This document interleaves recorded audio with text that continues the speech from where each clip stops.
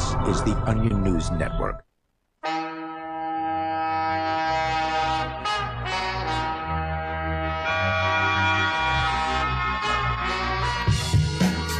Hey everybody, and welcome to School Sucks Live for August 16th, 2012. I'm Brett. With me in the studio tonight is Osborne. How you doing? I'm doing well, dude. I missed you a lot. Yeah, no kidding. I missed you as well. You haven't been here in over a month. I know. It's been forever. Good, productive travels for you?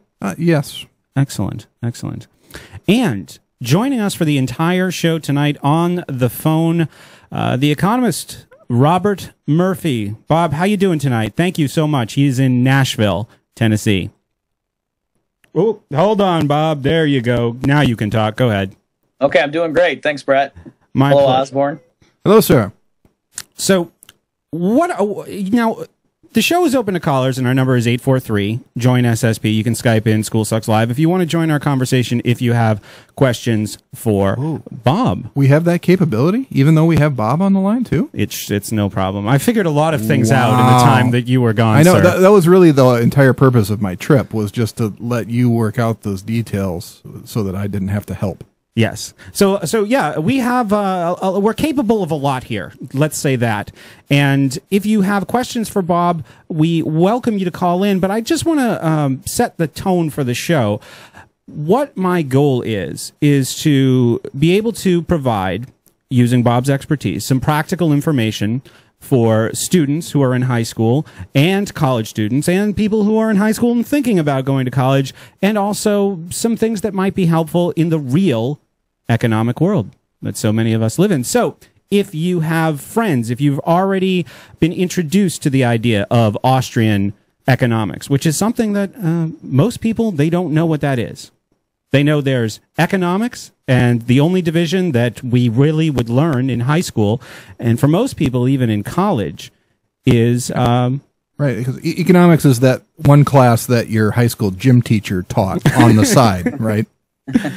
Well, Bob, I think the only real division is between micro and macro. That's all most people know. They don't know that there's this ideological divide between the Austrian School of Economics and the Keynesians.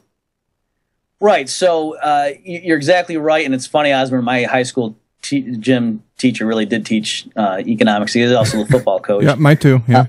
Yeah. So the Austrians are the non-athletic economists, I guess, is what we're trying to tell you people.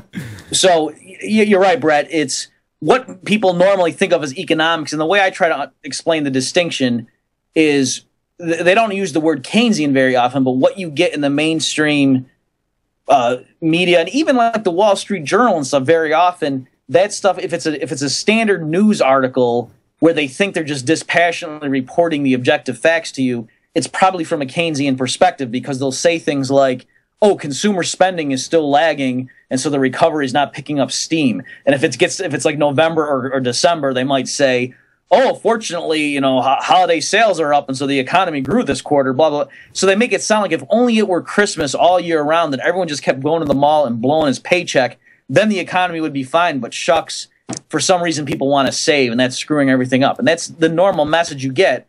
And so that's not economics. That's what's called Keynesian economics, meaning in the philosophy of John Maynard Keynes. So the Austrian school is just named because the people who invented this different school of thought happened to be from Austria originally. This is much more free market oriented.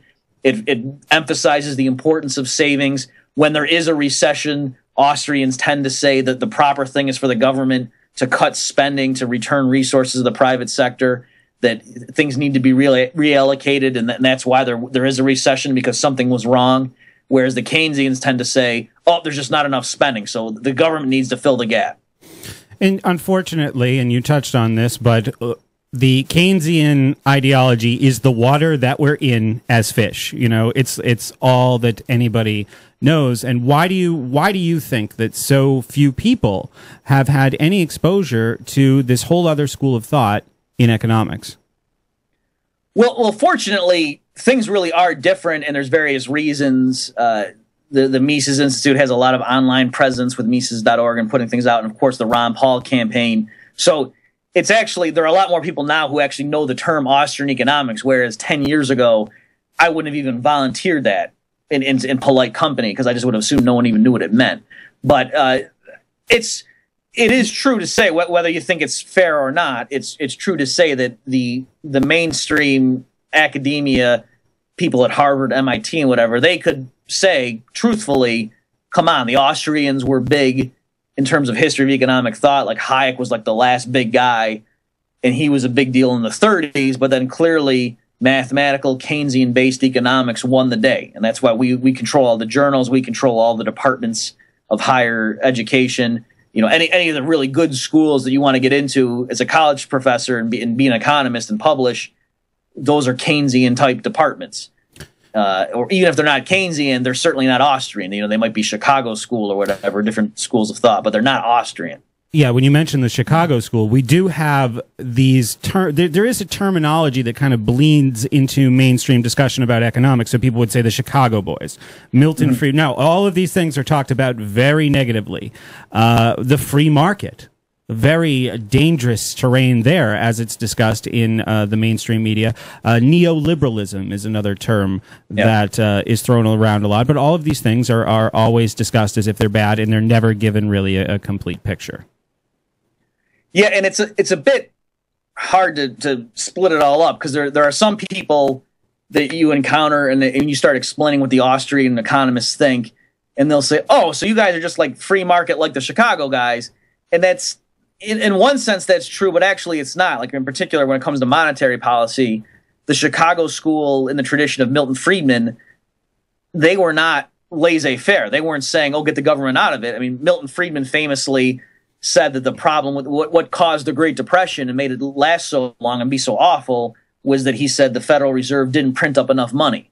All right, so that's the exact opposite of what most Austrians would say about what happened with the 1929 stock market crash and so on. Austrians say it was the Fed that caused the unsustainable boom in the late 20s, and so that's where you want to look and diagnose the problem. It wasn't the free market blew up, and that's why we had the Great Depression. Rather, it was government intervention that caused these massive instabilities.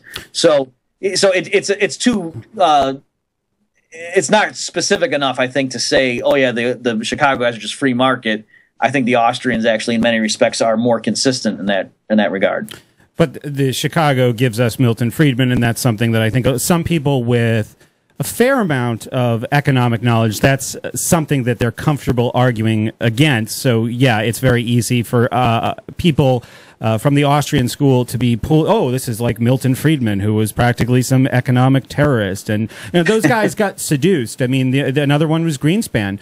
Both Friedman and Greenspan, I believe. I mean, you guys are the economists here, Osborne and Bob, so you can tell me for sure. But, I mean, they came from a very free market, objectivist influence, and obviously were both sucked into the power structure eventually in their careers. Well, right. I mean, part of the problem with Friedman, I mean, the knock against him is he really did, he was giving advice to, Pinochet and whatever. And so right. Either you think that's a good thing or not. And it's certainly true that in Chile, they had a bunch of what they called shock therapy. So that's a judgment call for people to make. And one could argue the reason the Austrians don't find themselves in such an awkward position is they were so marginalized that no government ever really listened to them. So, like we didn't have a chance to sell out and to collaborate with really bad people. You could argue that. But, and then like you say, with Greenspan, he was back in the day, was a big follower of Ayn Rand, wrote a glowing thing explaining the virtues of the gold standard and how that limited the central bank's ability to just inflate and so on. And then he ends up being the head of the Federal Reserve and, testifies before Congress saying, oh yeah, the reason the housing bubble happened is I underestimated how bad the free market could screw up. I mean, I'm paraphrasing, but that's basically what he said. So, right. I mean, yeah, it would be harder for us to come up with a way to more discredit laissez-faire free market economics than what Greenspan did. So we talked about Greenspan and we talked about Friedman, but the real celebs in economics are on the other side. And the most famous he's like got a kind of a pop culture appeal, Paul Krugman. And we're going to talk a little bit about you and your efforts to try and debate Paul Krugman, who won a Nobel Prize, by the way, for economics, for what that's worth, which is nothing. This is School Sucks Live. I'm here with Osborne and Bob Murphy, and we will be back in just a couple minutes, and we'll start taking your calls.